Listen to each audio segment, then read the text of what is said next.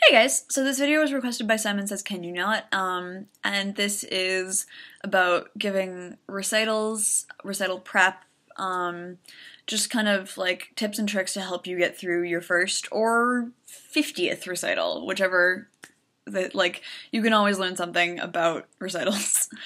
So the first thing is, like, in the lead up to the recital, it's really great to have a plan. If you have the time to plan it for like months, that's really, really great, because it means you know how long you have to learn the pieces, you know about when you want to start rehearsing with your pianist, you know when you want to have all your music learned by, you have an idea of what you want to do with everything. And so that's great. It doesn't always happen, but plan to plan. If you're in university, most of the time you'll have a hearing, although in my undergrad I did not, but that's usually about 2 weeks beforehand, and that's actually a really great thing because it means that 2 weeks beforehand you basically have all of your repertoire learned, and that means you have 2 weeks to perfect everything and polish everything after your hearing. If you don't have a hearing, plan to have like a run-through 2 weeks beforehand. Churches will let you play to their congregation sometimes, or you can just like book a classroom and play for your friends. It doesn't have to be a big deal kind of thing. It's just like, hey, this is my rep, this is my trial run, let's see what happens. Most of the time when professionals give recitals, the big recital, like the one that they're really preparing for, isn't the first time they've played the program. They've played it in smaller venues for less important audiences, though every audience is important. And that way they've played their whole program through 3 or 4 times by the time they get to their big, like, headline kind of performance.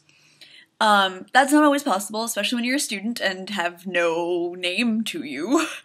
But it's really nice to get a run-through or a chance to test out some stuff and see what doesn't work.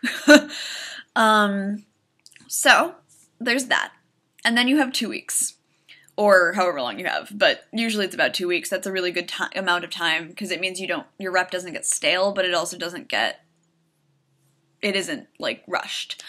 So then that's the kind of time you want to really do detail work. You know the piece. You know how to play this damn thing, because you've played the whole thing for 4 people. You've played your hearing and passed your hearing.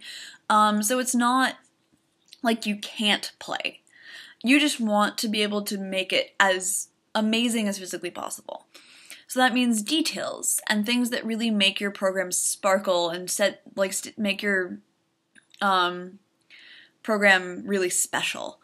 So color things, just little nuances. So that means you're doing a lot of detailed work. Obviously, don't neglect to run your pieces every so often, because you don't want to get out of that habit, but in the 2 weeks leading up to my recital, I probably played through each piece once or twice a week, but then also like really narrowed in on certain sections that I really wanted to make sure worked, especially in my contemporary pieces, because they're all gestural, and if they don't work, they don't work. But also in the more standard pieces, just really devoting myself to finding the character and bringing that out and everything like that. So that's kind of what you're doing leading up to the recital. The week of the recital, I like to practice in whatever shoes I'm going to wear. If you're wearing heels, make sure you've worn them at least 2 or 3 times while playing, whether it's just in a practice room or in a performance, but I would never wear a pair of shoes I've never worn before in a performance. You just don't know how you're going to balance, you don't know what's going to happen, and this way, if something uncomfortable happens, you know you can recover because you can, like, run in these shoes, or whatever. You just know that you're comfortable. Same goes with whatever you're going to wear. I have a video about recital dresses, which I'll link on Tumblr, because it's an older video.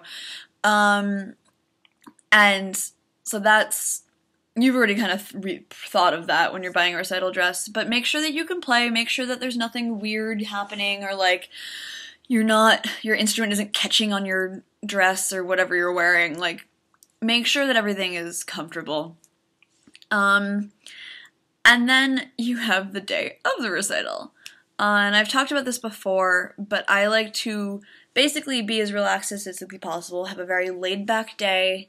If you can get out of whatever rehearsals you have on that day, if you have any, that's really, really great. Or just let your director know that you'd like to take it easier. So, like, I mean, most directors will be really sympathetic if you have a recital the same day. The ones here generally let you out of rehearsal, though that's not always the case. But just try not to overplay. If you have a rehearsal, make sure you don't practice for 4 hours that morning, because then you're going to have played 6 hours before your recital, and you're going to be tired. And do a nice long warm-up, really, really get into the sound of your instrument, and just, like, breathe. I like going for runs, or just, like, hanging out, not really thinking about my instrument apart from when I'm playing, so that way I'm not getting super nervous, but I'm also not totally unengaged. It's really up to you, and you kind of have to know how you work with nerves to really create a plan, and that just takes practice. So there's nothing really that you can do if you get super nervous. I mean, obviously beta blockers and things like that, but, like, the first time you get super nervous, all you can really do is rely on the fact that you've done all the work. And breathe. Breathing is really great, especially if you play a wind instrument. But in general, breathing is a good idea. And so I like to make sure that I am getting to the hall at least half an hour beforehand. That way you can make sure that everything's really in place. Like, you have all the stands you need, you have the piano that you want, you have chairs wherever you need them. Like, everything is there, and that way if you need something, you can go grab it beforehand. And that way you can play a few notes on the stage before you have an audience there, and everything like that. Do all of your major tuning and everything like that beforehand. Obviously you can check and stuff like that on stage, but hearing people, like, do full out tuning on stage right before before they play their first piece is just really not great, at least to me. Some people's teachers have different opinions, but that's how I feel.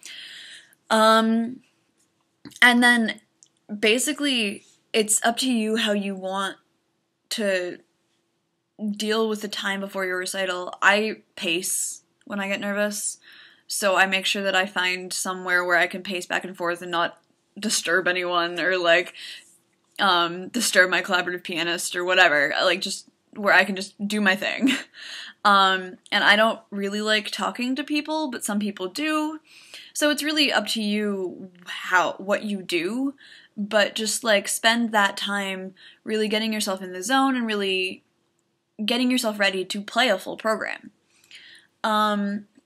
And basically one of the most difficult things about playing a recital is staying focused the whole time. And everyone still struggles with that. I still struggle with it. And one of the things I've kind of started doing is really basically just ignoring the audience. Obviously, every so often I'll look up and stuff like that, but when I'm playing, it's me, whoever I'm playing with, and the music, and that's it. And everything that I'm doing is obviously meant for the audience, but while I'm playing, they aren't there. It's just me in this little bubble playing and doing what I want to do and translating that to the audience, who have magically reappeared. And that's one of these things that takes time. Your first recital isn't gonna be amazing. It'll go really well, but it won't be like, oh, that was the best I've ever played in my life. It'll be like, yeah, I'm really happy with that. I got through it. That's awesome, and the next time I know what to do. And every time you do a recital, you learn something. This year, I learned that I should always have Band-Aids with me because I cut my finger and it was bleeding. right before my recital. So now, from now on, I will have Band-Aids. I like to have like a go bag of things that I might need, which Band-Aids will now be added to, but like deodorant, makeup to touch up, a brush, or at least when I had hair, like needle and thread to sew a hole because I had a dress break in the middle of a recital, like just little things that I've realized I needed through experience. So try to plan out what you might need. Obviously, there will always be something that you don't have, and that the next time you will have it.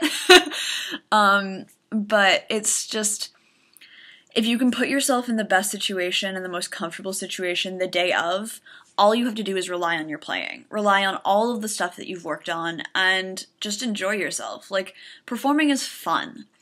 You might find it stressful as well, but honestly, if you just enjoy yourself, you'll have a good recital. It is daunting, I know that. I can give you examples of people who I was really horrible to the week before my junior recital just because I was so stressed out. But just go with the flow and enjoy yourself, and you will have an amazing recital. So to those of you whose recitals are still coming, good luck. I hope this was helpful, and I'm sure you will rock the house. And to everyone who doesn't have a recital, you should plan one because they're fun. And I hope you guys have a good week, and I'll see you next week.